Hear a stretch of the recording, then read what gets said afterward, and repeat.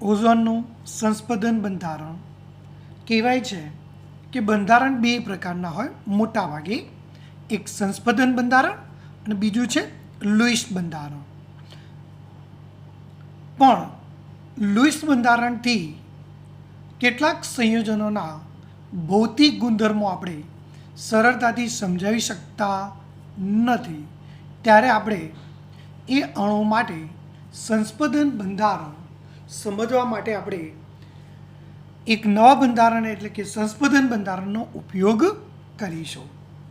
દાખલા તરીકે જોઈએ, આ ઓઝોન છે, આ લુઈસ બિંદુ નિરૂપણ છે. એક સિંગલ બંધ છે ને બે દ્વિબંધ હોય, કાં તો આ દ્વિબંધ હોય, સિંગલ હોય. સિંગલ હોય 154 પિકોમીટર, દ્વિબંધ હોય 121 પિકોમીટર, તો 121 થાય અને 148 પિકોમીટર થાય. પરંતુ એવું જાણવા મળ્યું છે પ્રાયોગિક મૂલ્ય પરથી, ક્ષય કિરણવાળા પરથી, પણ ઓઝોનમાં બંનેની ઓક્સિજન સાથેની જે બંધ લંબાઈ છે એ 128 પિકોમીટર છે. આ પણ 128, બંને સરખી છે. એનો મતલબ શું થયો કે ઓઝોનમાં નથી સિંગલ બંધ. જો સિંગલ હોય તો 148 હોવું જોઈએ, દ્વિબંધ હોય તો 121 હોવું જોઈએ. તો વચ્ચેની અવસ્થા છે, એટલે એને આપણે અહીં ડોટેડ વડે દર્શાવીશું. એનો મતલબ નથી સિંગલ બંધ કે નથી દ્વિબંધ. તો આ રીતે એના સંસ્પંદન બંધારણ વડે ઓઝોનને દર્શાવવામાં આવે છે. એટલે જો સાચું હોત બંધારણ તો આ સાચું હોવું જોઈએ, પણ હકીકતમાં બંધ લંબાઈ બંને વચ્ચેની અવસ્થા છે, એટલે નથી સિંગલ બંધ કે નથી દ્વિબંધ. આમ ઓઝોનનો જો એની બંધ લંબાઈ સમજવી હોય તો એ તેના સંસ્પંદન બંધારણને આધારે સમજી શકાય. આ જ રીતે કોયડો 4.3માં કાર્બન CO3-2 નો લુઈસ એટલે કે સંસ્પંદન બંધારણ દર્શાવો. તો CO3માં બંધ કઈ રીતે હોય ધ્યાન રાખજો.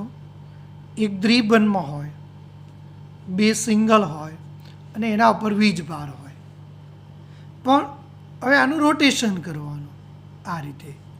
અહીંયા દ્વિબંધ લાવવાનો, અહીંયા આમ સિંગલ, આ રીતે સિંગલ, વીજભાર અહીંયા જો રોટેશન, આમ રોટેશન, હજુ રોટેશન કરો.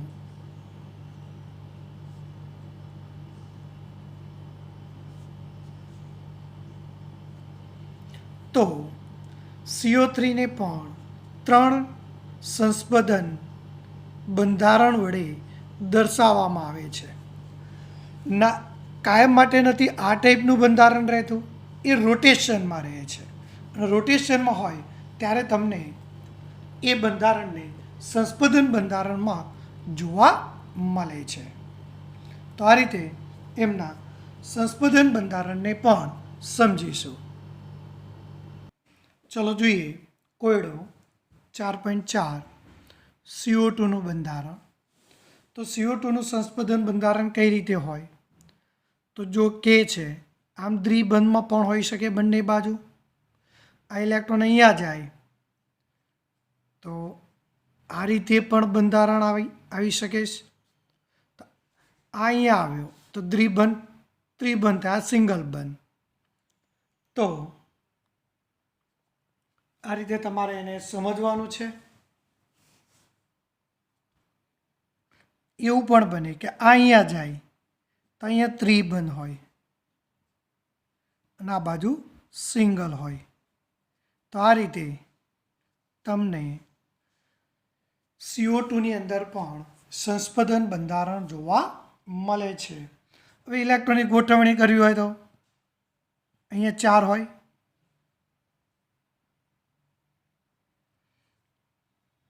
ટોટલ ઓક્સિજનના કેટલા હોય? 6. 1 2 3 4 5 6 થયું. સિંગલ છે તો આમ આવશે, એક આનો,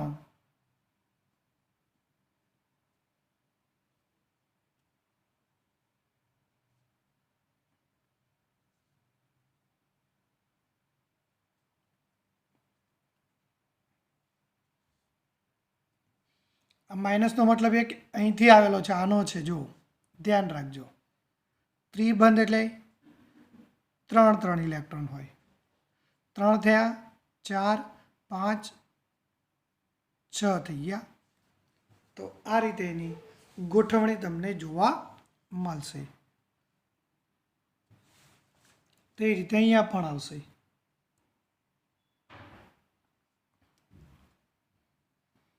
પણ 6 માંથી 1 ગયો એટલે અહીંયા 2 જ આવશે. ધ્યાન રાખજો, આવશે નહીં. અહીંયા જુઓ તો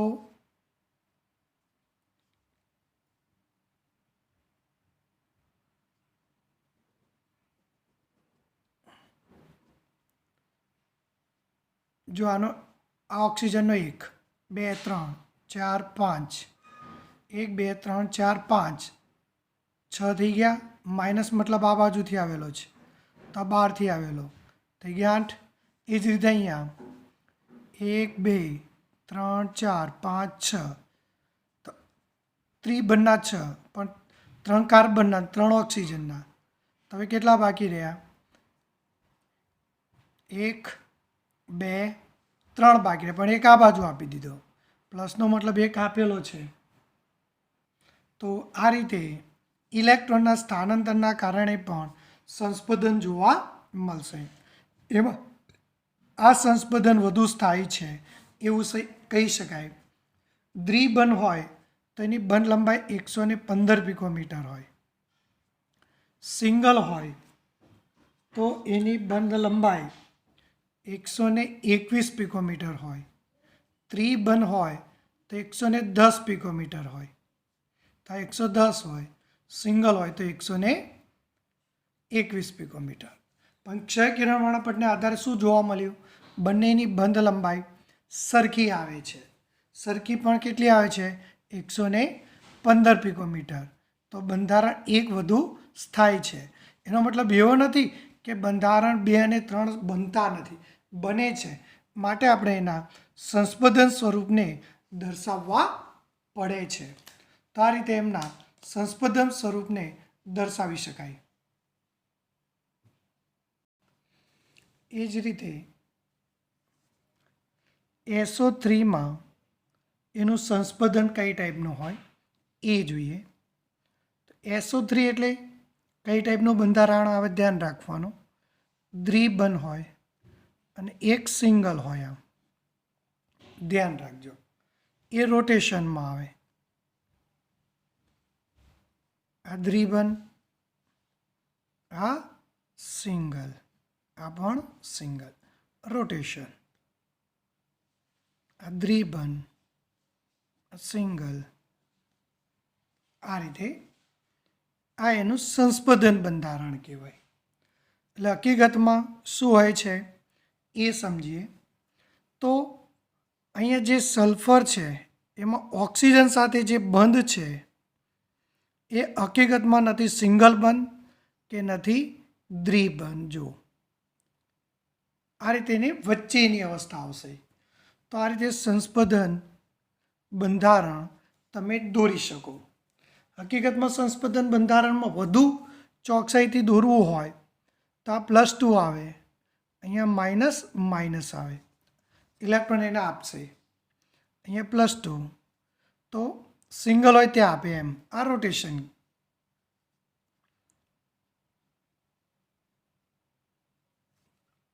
તો આ રીતે એની અંદર રોટેશન જોવા મળશે. લુઈસ બિંદુ નિરૂપણ કરવું હોય તો પણ તમે કરી શકાય. પણ સંસ્પંદન બંધારણને બહુ વધારે મહત્ત્વ હોતું નથી, એટલે ધ્યાન રાખવાનું છે. આમાં મોટો પ્રશ્ન ઊભો થતો નથી.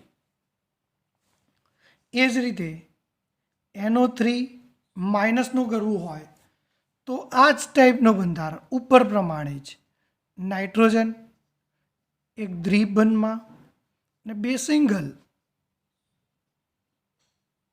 પણ એક માઇનસ એટલે એક બહારથી આવેલો છે ઇલેક્ટ્રોન, અને અહીંયા રોટેશન બતાવશે આમ નાઇટ્રોજનનો આમ, તો આને ઇલેક્ટ્રોન આપેલા છે. હવે તમારી રીતે રોટેશન કરી દેવાનું, સિંગલ ડબલ સિંગલ, સિંગલ ઉપર માઇનસ પ્લસ ધન, હજુ રોટેશન કરો તો શું આવશે?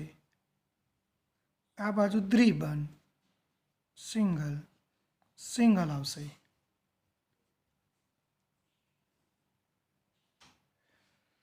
અને ટોટલ ભેગું કરશો તો એનું આપણને સંસ્પંદન બંધારણ જોવા મળશે. એટલે કહે છે કે નથી સિંગલ બંધ કે નથી દ્વિબંધ, એટલે એ તમને રોટેશનમાં જોવા મળશે.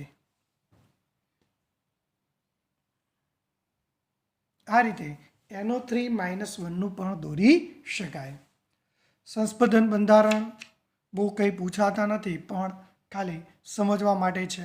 ખાલી રોટેશન કરી દેવાનું આ રીતે દોરીને, ખાલી એક યાદ કરો આ અને આ, પછી તો એના આધારે રોટેશન દર્શાવવાના છે. જોઈએ બંધની ધ્રુવીયતા કે છે કે કોઈ પણ બંધ નથી સંપૂર્ણ આયનિક હોતો કે સહસંયોજક હોતો. કોઈ પણ બંધ બે પ્રકારના હોય, કાં તો આયનિક હોય કાં તો સહસંયોજક બંધ. પણ એવું જરૂરી નથી કે અણુ સંપૂર્ણ આયનિક બંધ હોય કે સહસંયોજક હોય. મિક્સ પ્રકારના પણ તમને જોવા મળે છે. આપણને ખબર છે કે હાઇડ્રોજન એવું કહીએ કે હાઇડ્રોજનમાં સહસંયોજક બંધ છે, પણ એમાં થોડા પ્રમાણમાં આયનિક બંધ પણ જોવા મળે છે.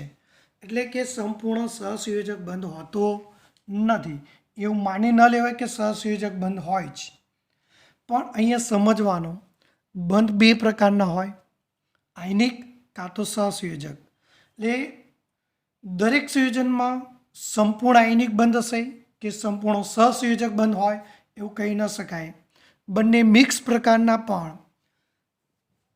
બંધ જોવા મળે છે. એનું એક આ ઉદાહરણ છે.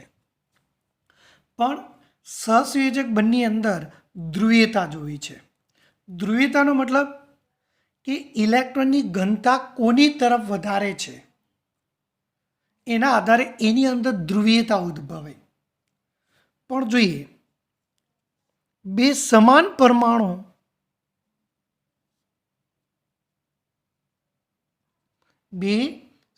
પરમાણુ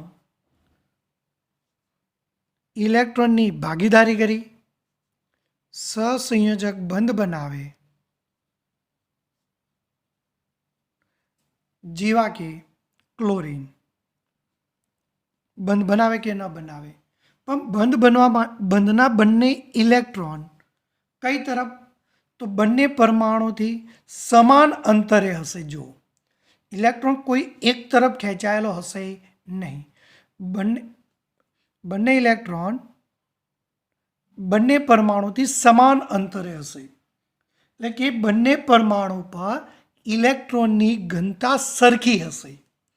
માટે આવા જે સંયોજનો બને છે સહસંયોજક બંધ એ અધ્રુવીય હોય. કેવા કહેવાય? અધ્રુવીય બંધ. જો કે Cl2માં હોય, S2માં હોય. S2માં બંને ઇલેક્ટ્રોન સમાન અંતરે હોય, ધ્રુવીય છે.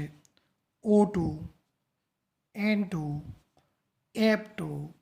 તો આવા જો સમાન પરમાણુમાં સહસંયોજક બંધથી જોડાયેલા હશે, બે સમાન પરમાણુ સહસંયોજક બંધથી જોડાયેલા હશે, તો એવા અણુ એ અધ્રુવીય બંધ ધરાવે છે. પરંતુ વિષમ કેન્દ્રીય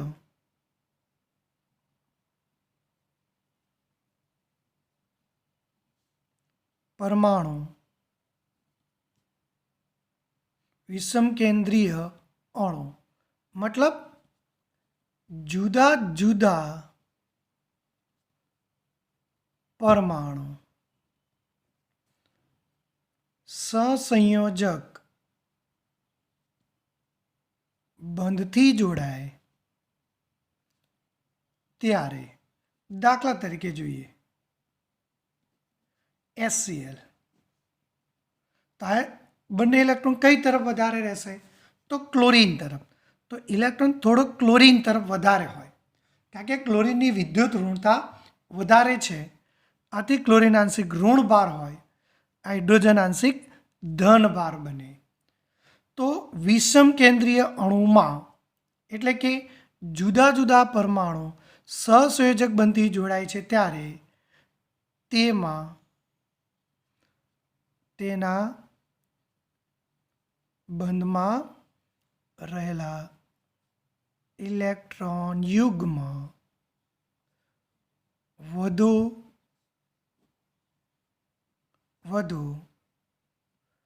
ઋણમય તત્વની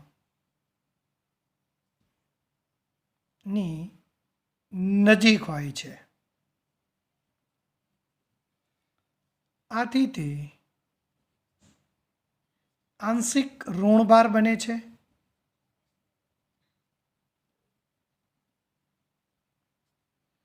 અને સામેનો પરમાણુ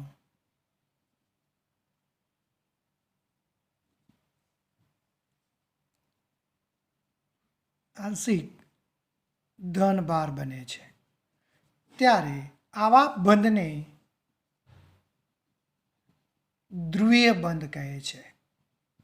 તો જુદા જુદા પરમાણુ વચ્ચે જે બંધ જોવા મળે એને ધ્રુવીય બંધ કહેવાય. બીજું ઉદાહરણ જોઈએ HF. તો આંશિક ઋણભાર હશે, આંશિક ધનભાર. ઇલેક્ટ્રોન વિદ્યુત ઋણતા તરફ ખેંચાયેલા રહે તો એવા અણુને ધ્રુવીય, તો આવા અણુને ધ્રુવીય અણુ તરીકે પણ ઓળખાય છે. નાના બંધને આપણે શું કહીશું? ધ્રુવીય બંધ. ઘણા બધા ધ્રુવીય બંધ હોય અને જ્યાં ધ્રુવીય બંધ હોય એની અંદર દ્વિધ્રુવીય ચાક માત્રા હોય. દ્વિધ્રુવીય ચાક માત્રા. દ્વિધ્રુવીય ચાક માત્રા કેટલી હોય તો એના વિદ્યુતભાર Q ગુણ્યા બે કેન્દ્રો વચ્ચેના અંતર જેટલો. બે કેન્દ્રો વચ્ચેના અંતરનો ગુણાકાર કરી એની દ્વિધ્રુવીય ચાક માત્રા શોધી શકાય. દ્વિધ્રુવીય ચાક માત્રા એટલે કે જે પરમાણુ છે એનો વીજભાર, બે કેન્દ્ર વચ્ચેના અંતરનો ગુણાકાર કરશો એટલે આપણને એની દ્વિધ્રુવીય ચાક માત્રા શોધી શકાય. દ્વિધ્રુવીય ચાક માત્રા ડીબાયમાં મપાય. ડી શામાં મપાય? ડી એટલે કે ડીબાયમાં.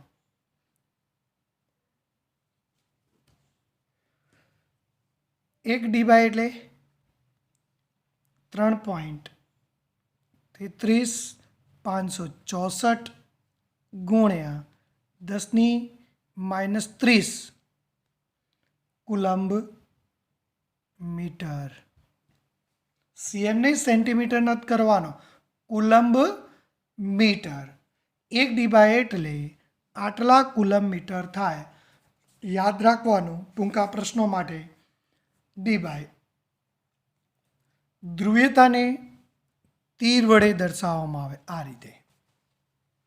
માનો કે HF હોય, બંધ છે HF, તો ધ્રુવીયતા આ રીતે દર્શાવવામાં આવે. ધ્રુવીયતાને આ રીતે દર્શાવીશું કે ધ્રુવીયતા કઈ તરફ હોય એ દર્શાવે છે. દાખલા તરીકે H2O. H2Oમાં જાઓ તો આ રીતે, તો આંશિક ઋણ ભાર હોય, આ આંશિક ધન ભાર હોય, અહીંયા 2 કરવા પડે, 2ની ઇફેક્ટ આવે છે એટલે.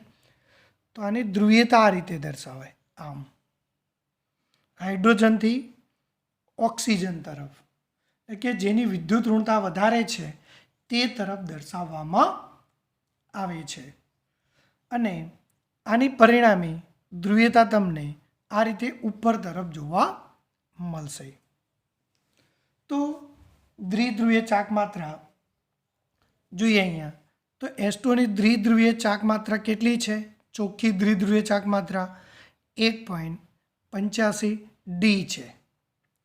હવે ડી એટલે ડી બાયમાં. હવે જો તમારે કુલમ મીટરમાં કરવું હોય તો શું કરવું પડે? આના વડે ગુણી નાખવું પડે. એટલે ગુણી નાખશું એટલે કુલમ મીટર થઈ જશે. તો આ ધ્યાન રાખવાનું છે.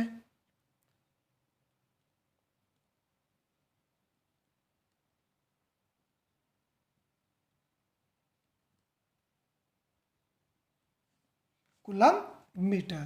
તો આ રીતે દ્વિધ્રુવીય ચાક માત્રા સરળતાથી સમજી શકાય.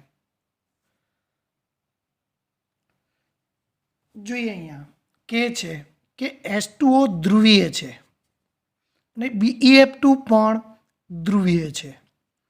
આ પણ ધ્રુવીય અને BeF2 પણ ધ્રુવીય. પણ આની ચુંબકીય ચાક માત્રા શૂન્ય થતી નથી, જ્યારે આની ચુંબકીય ચાક માત્રા શૂન્ય થાય છે. સમજાવો. તો પહેલાં આપણે આની વાત કરીએ. BeF2નો આકાર રેખીય છે. જુઓ, આંશિક ઋણ ભાર, આંશિક ઋણ ભાર, આંશિક ધન ભાર, એટલે ધ્રુવીયતા આ ટાઈપની હોય આમ. પણ જો આની ધ્રુવીયતાની અસર આ નાબૂદ કરે છે. જો બંને ઓપોઝિટ છે. અણુ રેખીય હોવાના કારણે એમની ધ્રુવીયતાની અસર નાબૂદ થાય છે, માટે એમની ચુંબકીય ચાક માત્રા શૂન્ય છે. જ્યારે H2Oનો આકાર રેખીય નથી, કોણીય છે. કોણીય એટલે કે ખૂણાવાળો છે. તો આંશિક ધનભાર અને ઋણભાર, ધ્રુવીયતા આમ જોવા મળશે. પરિણામી ધ્રુવીય ચાક માત્રા શૂન્ય થતી નથી. ધ્યાન રાખજો. એટલે અહીંયા એની ધ્રુવીયતા તમને જોવા મળશે. સંપૂર્ણ આની અસર એકબીજાને નાબૂદ કરતા નથી. કેમ? કારણ કે અણુ કોણીય છે, સંપૂર્ણ અસર નાબૂદ થતી નથી, માટે એની અંદર ધ્રુવીયતા શૂન્ય બનતી નથી. BF3માં ચુંબકીય ચાક માત્રા શૂન્ય છે. સમજાવો. BF3 એટલે કે એનું બંધારણ આ ટાઈપનું હોય.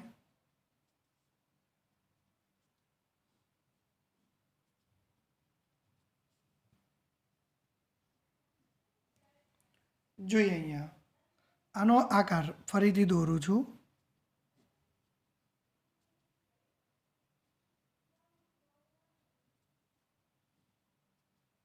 જો આનો આકાર ત્રિકોણ આકાર છે. તમે જોઈ શકો છો ત્રિકોણ આકાર છે. આંશિક ઋણભાર, ઋણભાર, ઋણભાર. તો હું એક વસ્તુ કહું, અહીંયા કોઈ વસ્તુ પેન પડી છે, કોઈ વસ્તુ પડી છે, એને આમ ખેંચો, આમ ખેંચો, આમ ખેંચો, તો એ પેન જશે ક્યાં? ત્યાંના ત્યાં જ રહેશે. તો BF3નો અણુ કેવો છે? ધ્રુવીય છે, પણ તેનો આકાર સમતલીય ત્રિકોણ છે, માટે પરિણામી ધ્રુવીયતા એટલે કે ખૂણા બધા 120ના છે. જો માટે એકબીજાની અસર નાબૂદ થાય છે, માટે ધ્રુવીયતા શૂન્ય જોવા મળે છે. પણ એ જ વસ્તુ આપણે જાઓ NH3માં, પણ અહીંયા નાઇટ્રોજન સાથે 3 છે, અને અહીંયા બોરોન સાથે ફ્લોરિન 3 છે, પણ આની ચુંબકીય ચાક માત્રા 0 થતી નથી. કારણ શું? તો એને પણ આપણે સમજીશું. કઈ રીતે? તો નાઇટ્રોજન છે એનું બંધ આ રીતે જોવા મળશે. જો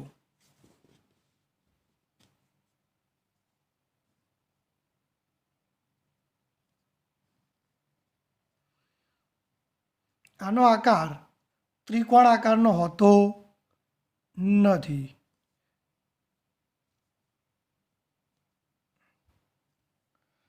વાક્ય રચના ધ્યાન રાખજો. આનો આકાર ત્રિકોણીય પિરામિડ હોય, એટલે કે પેલું વસ્તુ હોય ને 3 પાયા હોય એ ટાઈપનો હોય.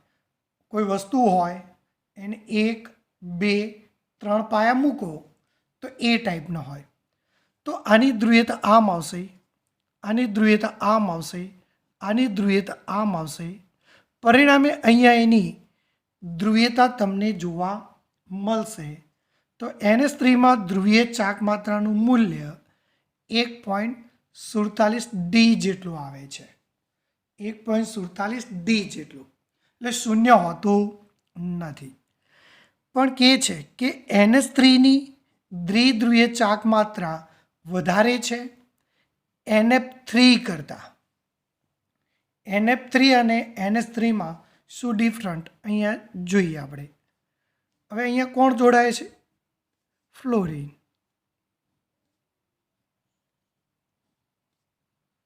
જો આમાં નાઇટ્રોજન આંશિક ઋણ ભાર બનતો હતો, હાઇડ્રોજન આંશિક ધન ભાર બને છે. જો તો આની ધ્રુવીયતા કઈ તરફ રહે છે? બધાની નાઇટ્રોજન તરફ. જો માટે પરિણામી ધ્રુવીયતા શું થાય છે?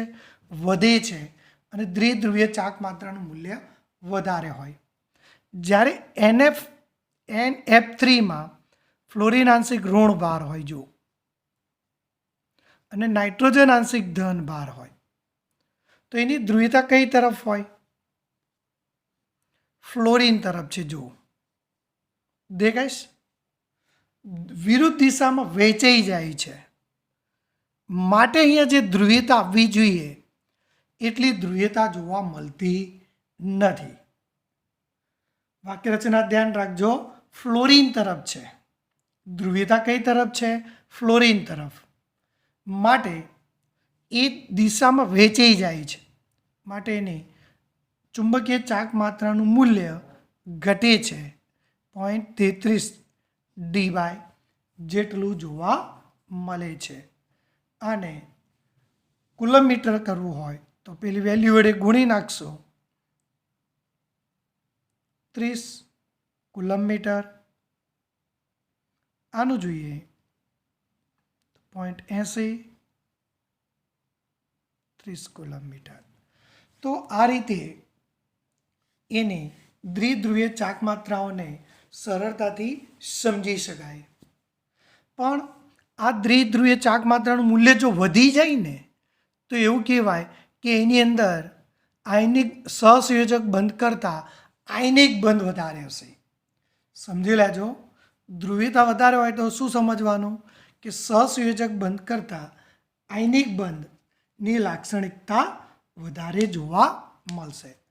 તો વિદ્યુત ઋણતાનો જે તફાવત છે એ ધ્રુવીયતાને આધારે નક્કી કરી શકાય. અહીંયા 5 અણુ આપ્યા છે. એમની આયનિક બંધની લાક્ષણિકતાને આધારે ચડતા ક્રમમાં ગોઠવો. તો બંધની આયનિક લાક્ષણિકતા,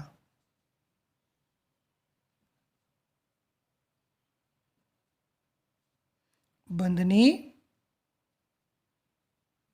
આયનિક લાક્ષણિકતાનો આધાર તેમની અણુ વચ્ચે રહેલા પરમાણુની વિદ્યુત ઋણતાના તફાવત ઉપર છે.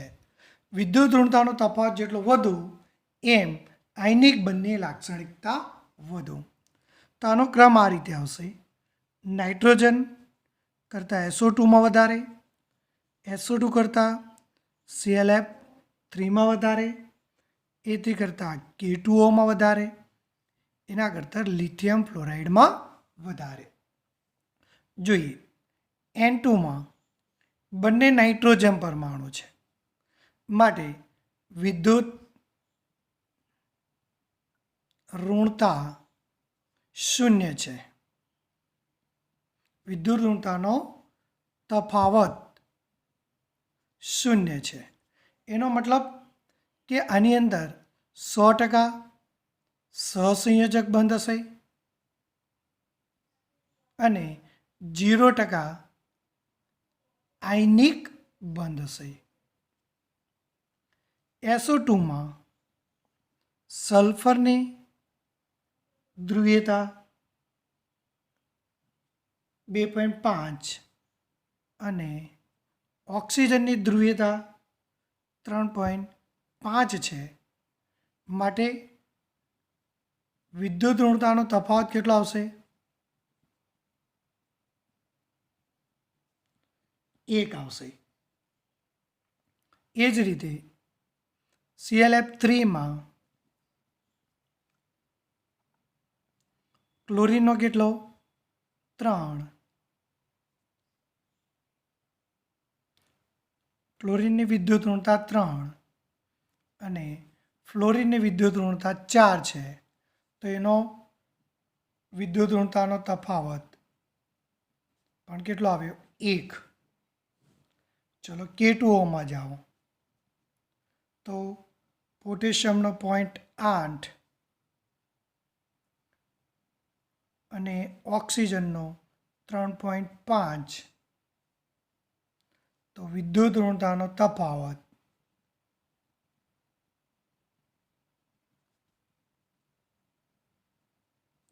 કેટલો આવે? 2.7. લિથિયમ ફ્લોરાઇડમાં જાઓ તો લિથિયમનો 1 અને ફ્લોરિનની વિદ્યુત ઋણતા 4 છે, માટે વિદ્યુત ઋણતાનો તફાવત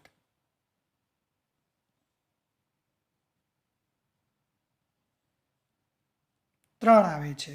એટલે કે આમાં આયનિક બંધની લાક્ષણિકતા વધારે છે. આ રીતે આયનિક બંધની લાક્ષણિકતાને આધારે ધ્રુવીયતાના આધારે ચડતા ક્રમમાં ગોઠવી શકાય. તો આ રીતે ધ્રુવીયતાનો ક્રમ તમને જોવા મળશે. હવે પ્રશ્ન અહીંયા થતો હશે બધાને કે બંનેનો એક આવે તો કોની આયનિક બંધની લાક્ષણિકતા વધારે? તો યાદ રાખો, ફ્લોરિન જે હંમેશા ઋણ આયન બનવાનો પ્રયત્ન કરે છે, તો એની અંદર આયનિક બંધની લાક્ષણિકતા થોડીક આના કરતાં વધારે હોય છે, એટલે આનાથી આમાં થોડો ક્રમ મૂકેલો છે. તો આ રીતે સંયોજનોમાં જોવા મળતી આયનિક બંધની પ્રબળતાને આપણે સમજી શકાય.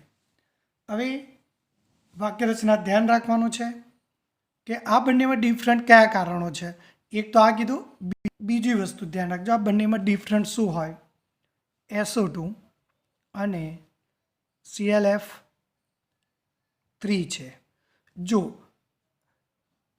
આ ધન આયન કહેવાય, આ ધન આયન હોય, ફ્લોરિન ઋણ આયન હોય, સલ્ફર ધન આયન હોય, પણ એટલે સલ્ફર S+2 કહેવાય, અહીંયા ક્લોરિન +3 કહેવાય, ગણો હોય તો. યાદ રાખજો, એવું કહે છે કે જેમાં ધન આયન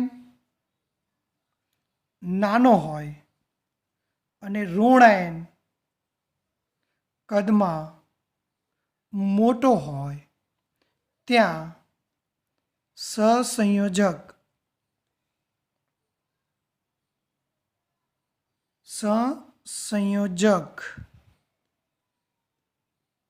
ગુણ વધુ હોય અને આયનિક ગુણ ઓછો હોય. વાક્યરચના ધ્યાન રાખજો.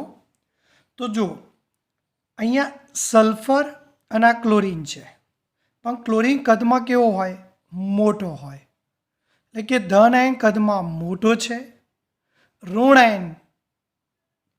આયન કદમાં નાનો છે.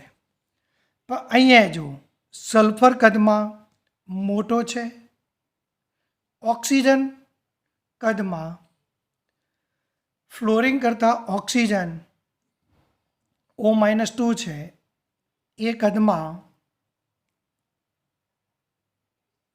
નાનો છે. તો આ બંનેમાં બહુ મોટો ડિફરન્ટ આના આધારે જોવાનું.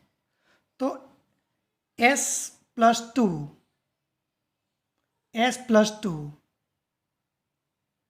વાક્ય રચના ફરી ધ્યાન રાખજો. એટલે કે આ બંનેમાં આ ધન આયન પકડો તમે, તો આ ધન આયન કદમાં નાનો છે અને આ ધન આયન Cl+3 કદમાં મોટો છે. અને અહીંયા આ ફ્લોરિન કદમાં નાનો છે અને અહીંયા જે ઓક્સિજન છે આની સરખામણીમાં કદમાં કેવો છે? મોટો છે. વાક્યરચના યાદ કરો. આમ જાઓ ઓક્સિજન પછી ફ્લોરિન તો કદ નાનું હોય એમ. તો વાક્યરચના ધ્યાન રાખજો. SO2માં S+2 કદમાં નાનો છે અને Cl+3 કદમાં મોટો છે. ઓક્સિજન કદમાં મોટો છે અને ફ્લોરિન કદમાં -1 નાનો છે. માટે આની અંદર આયનિક બંધની લાક્ષણિકતા ઓછી છે અને આમાં વધારે છે. એટલે આના કરતાં આયનિક બંધની લાક્ષણિકતા ClF3માં વધારે છે. તો આ રીતે સંયોજનોને સમજી શકાય. હવે આપણે ધ્રુવીયતાને સમજવા માટે એમના આકાર બહુ જ મહત્વના છે.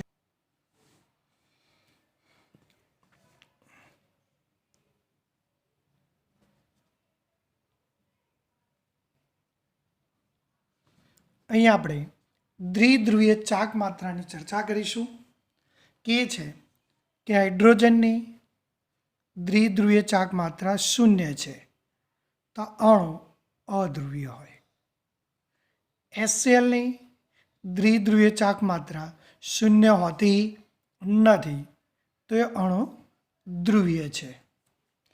પણ અણુ ધ્રુવીય છે એ એની ચુંબકીય ચાક માત્રા પરથી જ ખબર પડે એવું હોતું નથી. અહીંયા કેટલાક આકાર પણ એટલા જ મહત્વના છે. જો BF2, CO2, BeCl2 ની ચુંબકીય ચાક માત્રા 0 છે, કારણ કે આ અણુ રેખીય છે. અણુ કેવો છે? રેખીય. માટે એકબીજાની ધ્રુવીય અણુ ખરો, અણુ ધ્રુવીય ખરો, આંશિક ઋણ ભાર, આંશિક ધન ભાર, પણ એની ચુંબકીય ચાક માત્રા 0 થાય છે. પણ એ જ રીતે H2O જાઓ, SO2 જાઓ, ની ચુંબકીય ચાક માત્રા 0 નથી, કારણ કે તેમના અણુ રેખીય નથી. જો અણુ રેખીય નથી, વરેલા છે, વળાંકવાળા છે. માટે એકબીજાની અસર નાબૂદ કરતા નથી. માટે આ ધ્રુવીય પણ છે અને એમની ચુંબકીય ચાક માત્રા 0 થતી નથી. એ જ રીતે બીજો અગત્યનો ટોપિક ધ્યાન રાખજો. આ બધું જ BF3,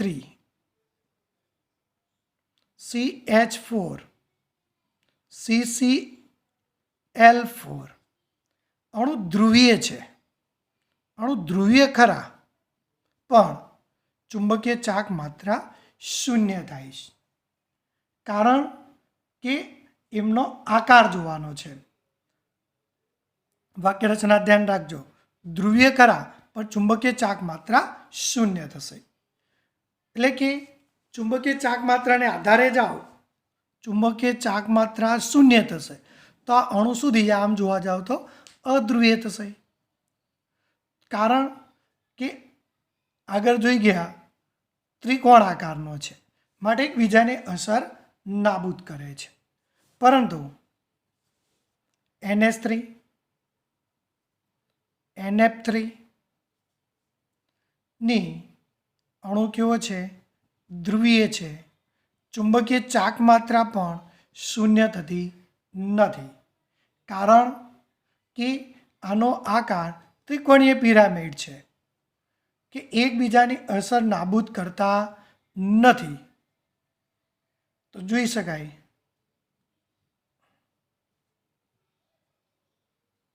એટલે કે ધ્રુવીય હોવા છતાં પણ ચુંબકીય ચાક માત્રાનું મૂલ્ય શૂન્ય હોઈ પણ શકે, ન પણ હોઈ શકે. ધ્રુવીય છે, ચુંબકીય ચાક માત્રા 0.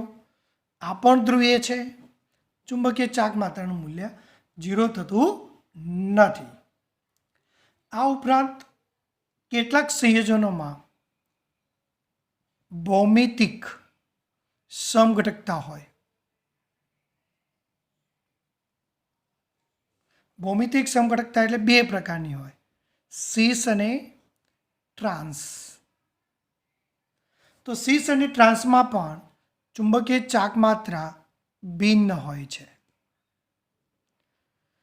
સિસ અને ટ્રાન્સ નામની ભૌમિતિક આકારમાં પણ ચુંબકીય ચાક માત્રા ભિન્ન જોવા મળે છે. ફજાનનો નિયમ આયનિક બંધ કે સહસંયોજક બંધની લાક્ષણિકતા નક્કી કરવા માટે ફજાનનો નિયમ સમજવો છે.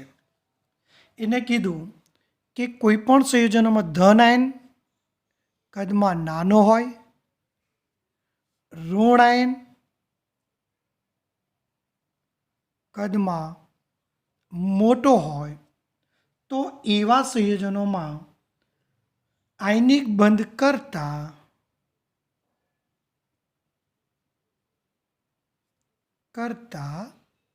સહસંયોજક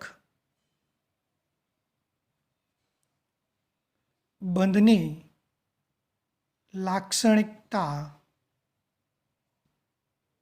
વધારે જોવા મળે છે. એટલે કે જો ધન આયન નાનો હોય અને ઋણાયન કદમાં મોટો હોય તો એમાં સહસંયોજક બંધનું વલણ વધારે હોય આયનિક બંધ કરતાં. આ ઉપરાંત તમને ખ્યાલ હશે કે સંક્રાંતિ ધાતુ એટલે ડી વિભાગના તત્વો, એમના કદ સમાન હોય અને કદ સમાન આમની ઇલેક્ટ્રોન રચના જો તમને ખ્યાલ હોય તો N-1 DN NS0 હોય આમના આયનોમાં. પણ આના કરતાં આલ્કલી અને આલ્કલાઇન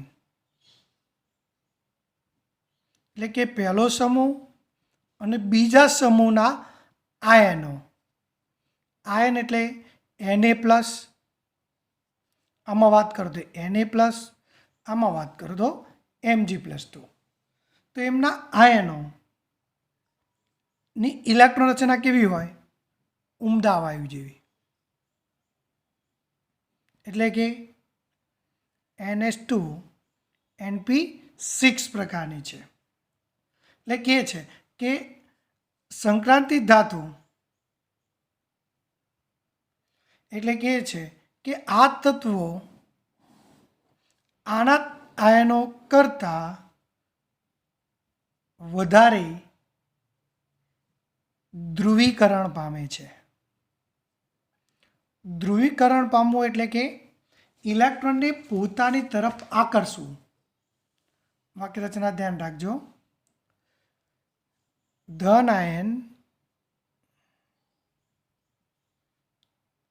પોતાની તરફ ઇલેક્ટ્રોન ભારને ખેંચી ઋણ આયનને ધ્રુવીભૂત કરે છે. દાખલા તરીકે સમજાવું, Zm+2 હોય તો માનો કે ઓક્સિજન -2 છે, તો આ Zm+2. ઓક્સિજનની ફરતે આપણે વાત કરીએ ઇલેક્ટ્રોનની ઘનતા હોય, એટલે કે 6 હતા અને 2 બહારથી આવે એટલે 8 થયા.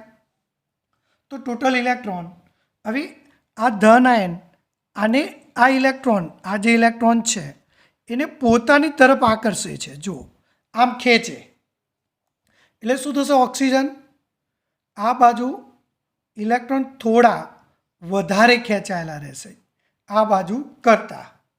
જો આ બાજુ 5 ખેંચાયેલા રહ્યા, આ બાજુ 3 રહ્યા, એટલે કે આને ધ્રુવીભવન કર્યું કહેવાય. ઇલેક્ટ્રોનની ગોઠવણી સમાન રહેતી નથી. ચુંબક, પહેલાં લોખંડ, જો આ ચુંબક છે સમજો, અને એ લોખંડનો વેર મૂક્યો ગોઠવ્યો હોય. હવે આ ચુંબક નજીક આવત શું થાય? તો આ વેરના કણો આ બાજુ વધારે ખેંચાય અને આ બાજુ ઓછા રહે. તો ધન આયનના કારણે ઋણ આયનના ઇલેક્ટ્રોન ધ્રુવીભવન કરે છે. ઋણ આયનના ઇલેક્ટ્રોનનું શું કરે છે? ધ્રુવીભૂત કરે છે. અને આવું આના કરતાં સહસંયોજક બંધમાં વધુ પ્રમાણમાં જોવા મળે છે. તો ધ્રુવીભવન, હવે યાદ રાખજો, આયનિક બંધની અને સહસંયોજક બંધની ટકાવારી કોઈ પણ સંયોજન હોય એમાં આયનિક બંધની ટકાવારી અને સહસંયોજક બંધની ટકાવારી કોના પર આધારિત છે? તો 3 બાબતો ઉપર. 1, ધન આયનની ધ્રુવીભવન શક્તિ ઉપર. બીજું,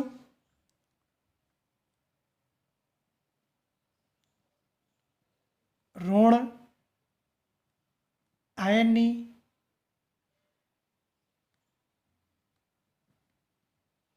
ધ્રુવીભવનીયતા. અને ત્રીજું,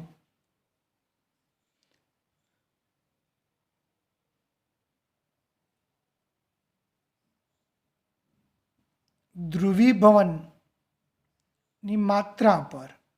3 બાબતો ઉપર ધ્યાનમાં રાખી એ આયનિક બંધ કે સહસંયોજક બંધની ટકાવારી સમજૂતી આપણે સમજી શકીએ છીએ.